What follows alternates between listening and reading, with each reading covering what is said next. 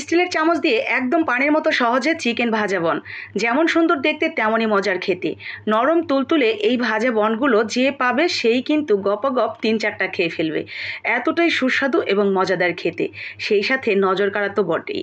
দিতে পারেন বাচ্চাদের স্কুলের টিফিনে কিংবা সন্ধ্যায় বা বিকেলবেলা চায়ের নাস্তার আড্ডায়। যাকেই দিবেন সেই কিন্তু মুগ্ধ হয়ে যাবে এটা খেয়ে। এতটা বেশি মজাদার খেতে, আর বানানো সেটা তো একদমই সহজ, যে কেউ বানিয়ে নিতে পারবেন কোনো রকম ঝোট ঝামেলা ছাড়া। তো চলুন দেখে নেই। প্রথমে আমরা এখানে নর্মাল চায়ের কাপের 1 কাপ কুসুম গরম পানি দিয়েছি, আর এখন এই 1 কাপ কুসুম গরম পানির মধ্যে আমরা দিয়ে দিব 1 চা চামচ ইস্ট। যে কোনো মুদির দোকানে অথবা সুপার শপে এই ইস্ট কিনতে পাবেন 60 থেকে 70 টাকার মধ্যে, ছোট এক বোতল।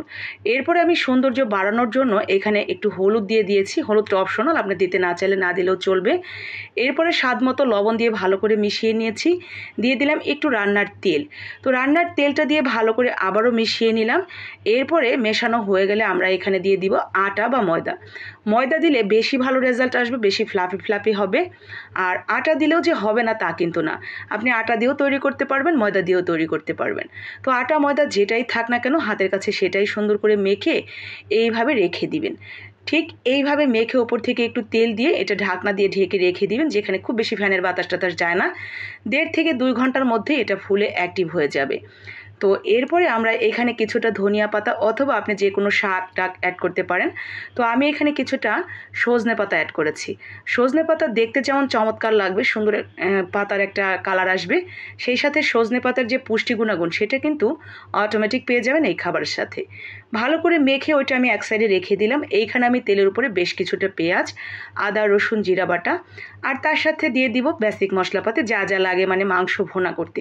তো আমরা এখানে অল্প একটু চিকেন ভুনা করে নেব। তো আপনি এটা ডিমের পুর দিয়েও কিন্তু বানিয়ে নিতে পারেন যদি ডিম দিয়ে বানাতে চান, অথবা আপনারা এইখানে সবজিও অ্যাড করতে পারেন। যারা একদমই আপনার সবজি খেতে পছন্দ করেন, চিকেন টিকেন বা কোনো মাংস টাংস খান না, তারা এটা পছন্দ মতো একটা সবজি নিয়ে ভরপুর ভেতরে সবজি দিয়ে ঠিক একইভাবে বানিয়ে নেবেন। তো আমি ওই ব্যাটারের মধ্যেও যেরকম একটু সজনে পাতা দিয়েছি, এখানে চিকেনটার মধ্যেও একটু দিলাম। চিকেনটা সিদ্ধ হয়ে গেলে আমরা একটু চামচ দিয়ে ভেঙে ভেঙে নিয়েছি। তো এরপরে সজনে পাতাটা দিয়ে সুন্দর করে নামিয়ে নিচ্ছি। এক সাইডে বাঁকা করে রেখে দিলে তেলটা একদিকে চলে আসবে, আর ওই উপরের দিক থেকে চিকেনটা ঠিক এইভাবে আমরা বড় একটা চামচের মধ্যে ওইখান থেকে একটু ব্যাটার নেব। নেওয়ার পর মাঝখানে পুরটা দিয়ে দিব চামচ দিয়ে। এরপরে চতুর্দিক থেকে পাতলা ব্যাটার যে আমরা তৈরি করলাম, যে এটা ডোটা, তো সেটা টেনে টেনে এনে চিকেনটাকে ঢেকে চামচটা উল্টে দিলেই কিন্তু ভাজা হয়ে যাবে। এক পাশ ভাজা হলে দ্বিতীয় পাশ ভেজে নিলেই উঠিয়ে নেব। দেখেন আমি এখানে প্রতিবার যতবার দিবেন ততবারই ওই চামচটা তেলের মধ্যে একটু ডুবিয়ে নেবেন, এতে করে নিচের দিকে লেগে যাবে না যখন আপনি দিতে যাবেন। এরপরে চামচ দিয়ে মাঝখানে পুরটা দিয়ে চতুর্দিক থেকে ডোটা টেনে এনে জয়েন করে উল্টো করে দিলেই তেলের মধ্যে পড়ে যাবে। এরপরে সুন্দর করে ভেজে নেবেন। আপনি গাঢ় ভাজা খেতে চাইলে একটু ডিপ করে ভাজবেন, আর যদি মনে করেন জানা আমি একটু সাদা সাদাই উঠিয়ে নেব, তাহলে সাদা সাদা উঠিয়ে নেবেন। ব্যাস হয়ে গেল। চলেন এখন দেখি কি সুন্দর লাগছে, মাশাআল্লাহ। নরম তুলতুলে, ভেতরে চিকেনের দারুণ মজার একটা পুর ভরা এই চিকেন ভাজা বনগুলো দেখতে যেমন চমৎকার তেমনি মজাদার খেতে। অসম্ভব মজার এই চিকেন বানগুলো যে কাউকে দিলে সেই কিন্তু খুশি মনে খেয়ে নেবে।